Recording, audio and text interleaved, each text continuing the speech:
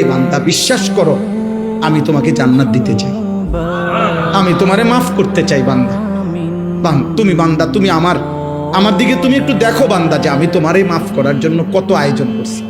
তোমারে মাফ করার জন্য আমি শবে বরাত এক রাত সাজাইছি, এক রাতে কোটি কোটি মাফ করি।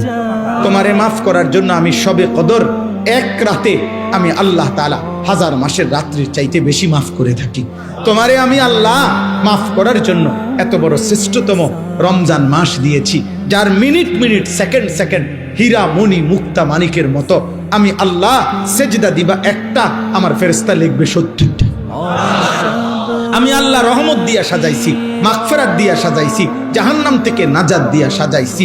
আমি আল্লাহ বৃহস্পতিবার দিবাগত রাতে গুনাহ মাফ করে থাকি। প্রত্যেক দিন তাহাজ্জুদ নামাজের ওয়াক্তে গভীর রাতে কোটি কোটি বান্দা আমি মাফ করি। তাহলে মাফ করার জন্য প্রতিদিন রাত্রে ঠিক করছি, বৃহস্পতিবার রাত্রে ঠিক করছি, শবে বরাত ঠিক করছি, শবে কদর ঠিক করছি, পুরাটা রমজান ঠিক করছি।